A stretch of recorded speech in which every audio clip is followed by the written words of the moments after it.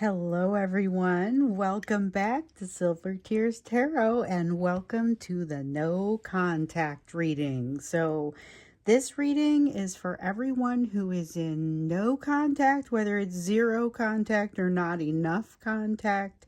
You've been ghosted, you've been walked away from, someone's being too quiet. One woman talked about how the person that she was in no contact with was kind of sitting across the room, but there was no meaningful contact. And so that's why she was watching. So it really, whatever form it takes for you. If you need to be here, welcome in. So let's go ahead and take a look. All of these readings are very much connected. So it's part of a series. You may, if this is going to resonate with you, you may want to watch some of the other videos of the series or maybe even some of the other series. I know several people watch multiple series. So I'm going to go ahead and get us started here. And of course, as you know, it's a general reading for this collective, part of this series. So anyone who wants to know what's going on with a person they may be in no contact with, you are in the right place. We're going to start off. Well, let me go ahead and introduce my decks first. I've got the Naked Heart Tarot here, and then the Light Seers Tarot here. I have the Chakra Reading Cards Oracle deck as well when it comes time for that, which actually I will start with this. So this is just going to set the tone for the reading a little bit, give us a little bit of direction. Thought we might have had one turn over there. Okay, we have card on top is the card of Divine Wisdom. Okay. And I feel like with this one, it's especially poignant at this time. I feel like it has to do really with what the authority is that you're following, or where it ultimately stops. So when you look at the 7 chakras within the body, this is actually not one of them. Below your feet is the Earth Star chakra, and above your head, above your crown chakra, is the Soul Star chakra. This is aligned with the Soul Star chakra, and it has to do with bringing in real truth, divine wisdom. It even, to a certain degree, is going to be kind of part of the contents with which you utilize intuition. So it's what you're evaluating with that intuitive energy once you start to mix that in.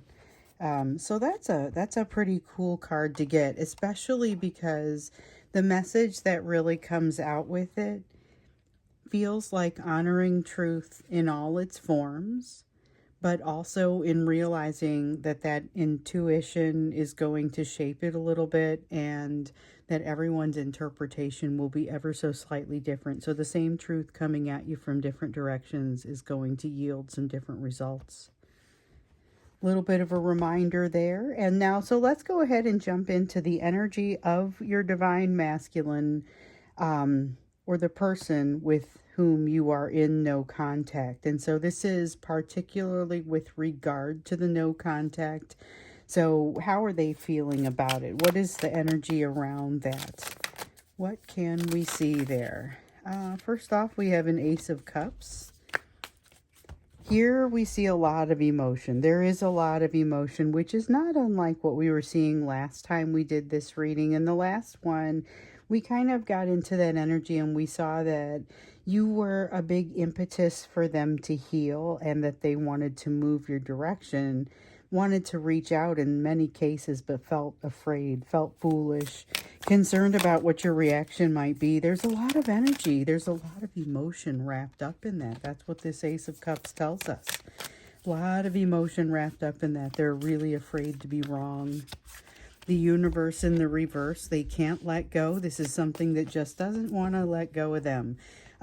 There's nothing that they can do to cut off the flow. There is really just kind of I feel like they've tried too. I mean, in many cases we know they've tried. We've seen that in previous readings. They've tried to cut the cord. They've tried to cut the flow. Many of you I know have tried this as well. Some of you tried it and were met with some physical repercussions. And so be aware that that is not, I mean, it's something that it grows back and there may be some physical repercussions in the meantime, depending on what you do to cut that, to sever that cord. So be careful of the cord severings. It's something that just kind of wants to come out here, particularly with regard to this, because this no contact energy can create enough pain where sometimes it just seems like the easiest thing to do is go full eternal sunshine of the spotless mind and just be like, I'm out, I'm done with this, and to sever that cord. But in reality, that's not going to be a very safe or healthy way to handle it. You also have the Devil card here. So there is something that is, this feels like addictive energy. Now, in some cases, it's going to be obsessive energy. It's going to be that I can't get it out of my mind. And we saw a little bit of that in the last reading where there was a little bit of this almost diving into the fantasy in order to deal with the reality. We've seen that in some of the third party readings as well. Just difficult time that this person is having reconciling what's happening, where they've got emotion and they don't have the ability to put it where it belongs. They have unfinished business that they're unable to finish. And they have this Devil card really just kind of feels like energy that is gnawing at them. So some of them are going to be drinking a little too much. Some of them are going to be doing too many drugs. I mean, it's going to be taking its toll in one way or another. So it's almost an anxiety-filled but emotional realization. So remember, in the last time, they were feeling a lot of self-judgment. It wasn't judgment. They weren't passing judgment either, but it felt like a lot of self-judgment. We have the Hermit. So the Hermit in the reverse. Feels like even though there is a lot of self-judgment, even though there is a realization of unfinished business, here is somebody who's almost refusing to look into what is happening there. You have Seven of Cups in the upright, understanding what the options are and pretending as if they don't see the one that stands out. So you can see that all of these are the same color, and there is one that clearly stands out. There is the sense here that either they have written this off or pretend they don't see it or somehow don't see it. It seems evident that it bears some additional scrutiny that it isn't receiving. They're almost actively looking the opposite direction, kind of like what we're seeing there with the Hermit card. But part of it is because they're not feeling stable enough within themselves. And we see that here with this Four of Wands. Definite feeling of lack of emotional stability. Kind of almost feels like an Eight of Pentacles, but the way it would come up in the reverse, feeling like they lack that emotional self-mastery. That's like a result of this Four of Wands, is that lack of emotional self-mastery. So we have the Magician. We have the Magician here that says they are capable of doing what they need to do. However, there's not a strong manifestation energy to support them right now. I would say the manifestation energy is just kind of ramping up after the recent solstice. Or I'm sorry, not the recent solstice. First off, we just had an equinox, but I was actually talking about the solar eclipse. So the recent solar eclipse had a bit of a dip in that manifestation energy, and so we do see it ramping back up. It isn't something that you can't use. It's just something that isn't, like it isn't warmed up for them just yet. Feels like that. Feels like it isn't warmed up. Well, they're not letting it happen. So this is that person that's still getting in their own way. And it just, you got the World in the reverse. Okay, so the World in the reverse and the Universe in the reverse are basically the same thing. They're both number 21. They're at the end of the tarot journey. They're in the reverse, saying that there is something that is unfinished and it just won't let go of them.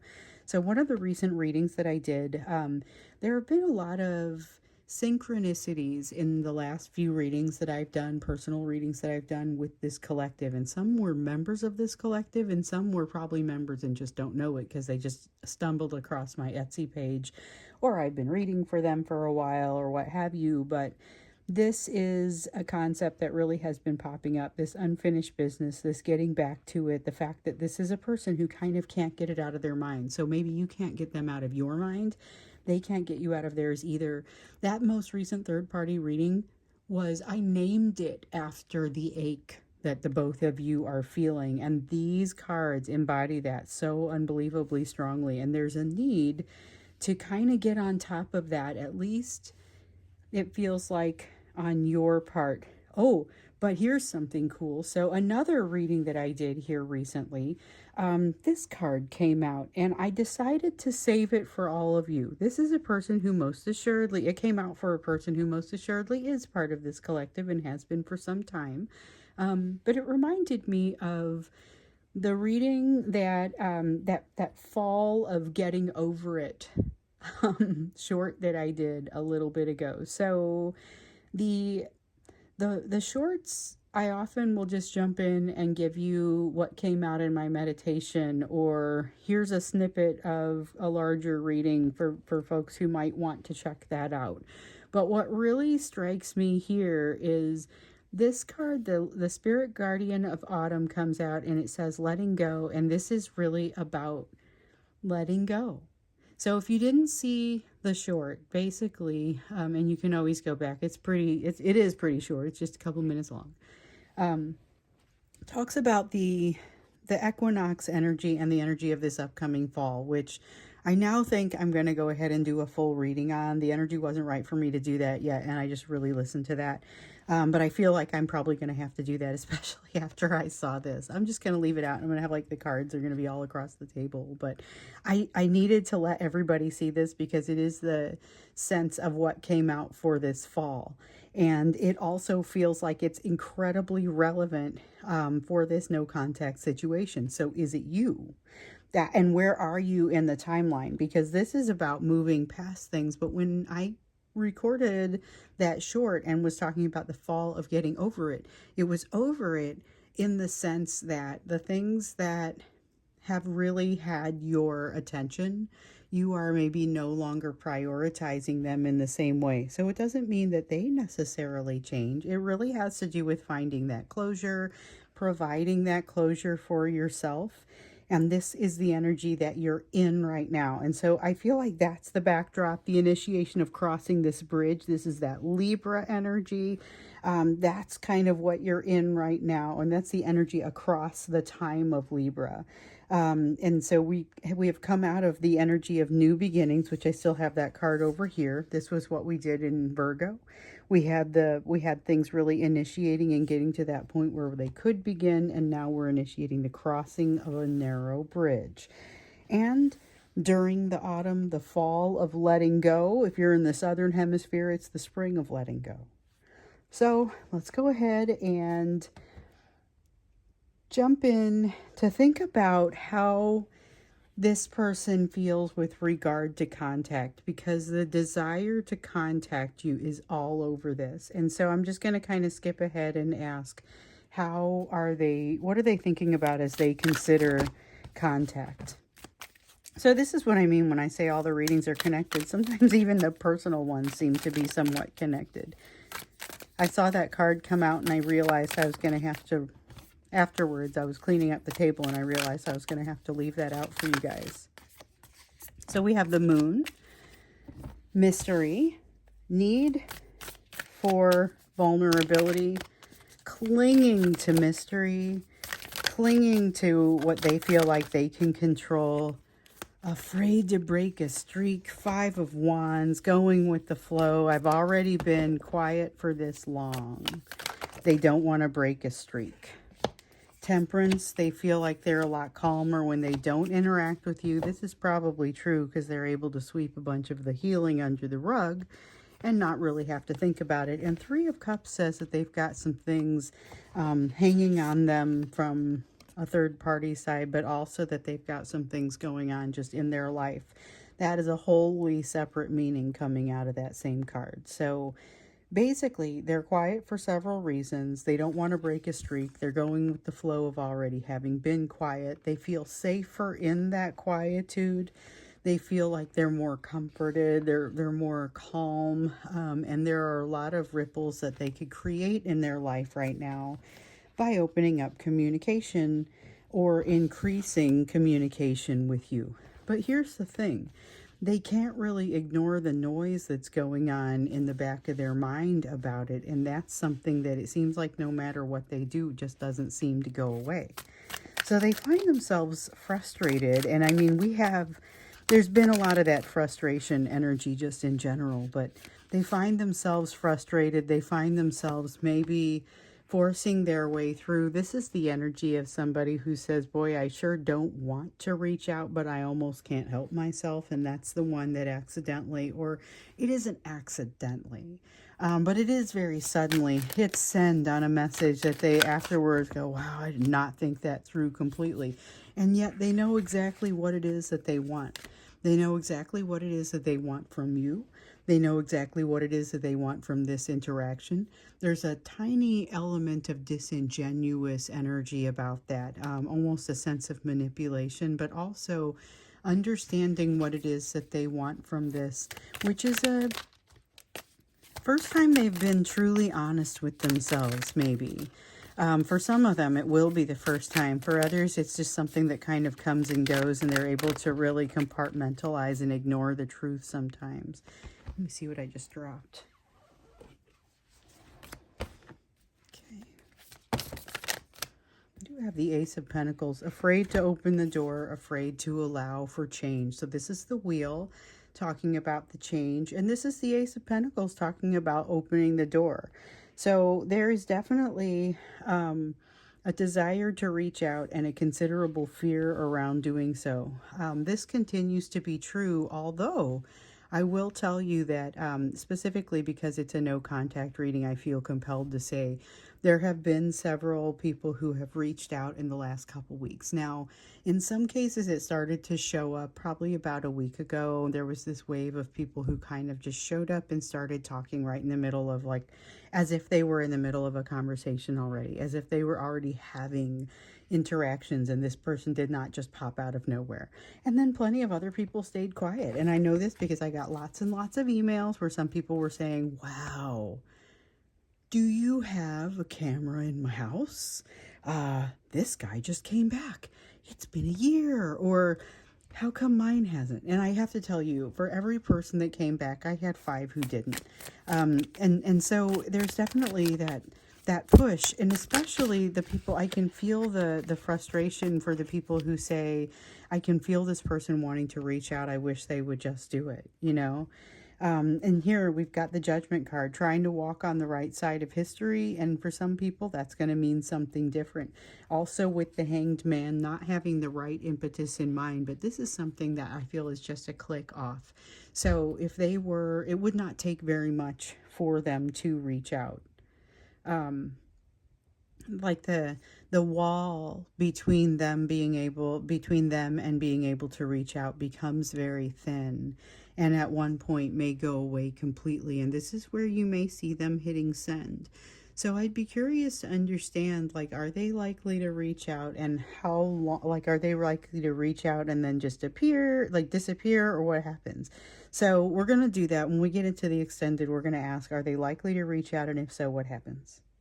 But it's going to have everything to do with what I see here with that wall that gets thinner, and in some cases is going to completely disappear, even if it's briefly. And I guess that's what we want to know, not just if they reach out, but then what? Like, do they reach out and then it's just once and they're one and done and they're gone? Or do they reach out and there's something that's a little bit more heartfelt and a little bit more of that vulnerability that we can all, including them, feel needs to come out?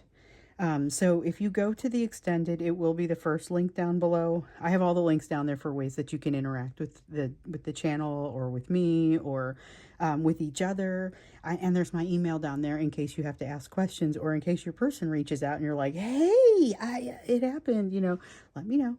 Absolutely.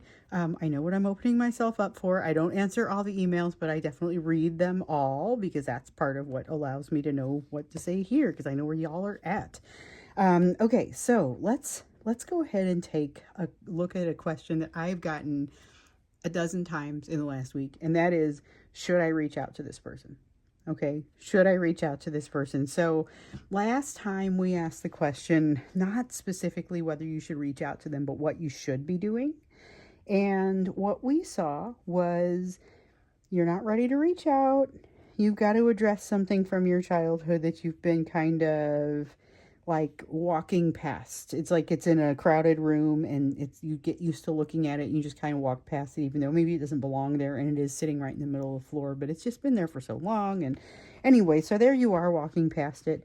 You'll need to look at it and address it. So if you've been doing that, and I know many of you have, because I have been reading your emails, then the question has been coming out whether you should reach out to them. So let's go ahead and jump into that. Should you be reaching out to them? And I know some of you don't want to, and this isn't meant to try and entice you to or encourage you to, but for those who are asking the question, the Tower card, it will be a significant moment if you do. It will be significant, and you will want to consider this. Innocence of Pentacles. Well, okay, so it's going to be a tumultuous experience, which kind of feels like not 101 level experience, not entry level. Learning, burning it to the ground, burning something to the ground. It doesn't have to be destructive, but it definitely is changing the way that things are. Innocence of Pentacles, on the other hand, is like learning, and there's this soft sort of, I'm the journeyman, I'm the apprentice. It's the apprentice. It's the, I have said before, it's the card of the apprentice. And this is an apprentice walking into what is absolutely not a beginner's situation. So when we got the sense last time that you were not ready for this, it doesn't mean you can't do it. It just means like it'll be the apprentice walking into a serious situation. Looks a little like one of those one-sided fist fights. Let me see what I just dropped. Okay. That was many years ago on Adult Swim, and this is probably 25 years ago, if I'm honest, maybe more. There was this skit, claymation, one-sided fist fights, and it was absurd. It was like one shot of a guy, punching a baby in a baby carriage. It was ridiculous one-sided fist fights. Like, obviously, there's a clear winner. And that's what this feels like here. It feels like not really a fair fight. Five of Swords. You may not be in the right frame of mind to take this on. So once again, it's really about self-preservation, not reaching out to this person. It is in your best interest not to reach out to this person. Also keep in mind, here's a person who's done a little bit of growing, but not really enough. And so one of the things that we discover, and I think it was, maybe it was in that third cup reading, that the third party reading, but it was, and I don't remember if this was something that showed up in like the main body of the reading or if it was later and it was in the extended, but there was this element of be careful with this person, because if you are in a place with them where they start to become vulnerable, you are going to more or less just kind of be at their beck and call. Like you are going to fall for it. This is about not being in the right energy for it, something to that effect. But you do have a lot of emotional support for it, I feel like. And I feel like that is kind of an important thing. The emotional support that you have from your spirit team is significant. However, it feels like it's kind of not quite ready. There's something about not being quite ready. Still getting that sense of not being quite ready. I'm sorry about all the noise my bracelet is making. I have, it's just one bracelet, okay? It's one. So I can't just take it down to just the one. As somebody else asked about the bracelet I was wearing in the third cup reading, and it's actually a set that I had Let me see if I can grab it. A set that I had made to go with a blouse that I had bought and realized I didn't have anything to go with it. And I just thought because of that, I just thought that because I'm listening to this one that I made to go with the shirt that I'm wearing. And my husband was so amused by it that I made I'll pull this off, a set of earrings to go with it. Okay. And so, so now one of my new hobbies with him, so I'm always telling you guys to get new hobbies or to reinvigorate yourself. One of mine is actually the revival of an old hobby. And so I've been making jewelry to go with all the clothes that I have that I don't have anything specifically to match. So that's the answer for that person. So for the person who asked me that, I hope you're watching. And no, I'm not specifically selling them or planning to go into business making a bunch of jewelry or anything. But if somebody wants one, let me know what color, and I could be talked into putting a listing on my Etsy shop to let you buy a little bit of custom jewelry. But I'm going to focus on the tarot for now.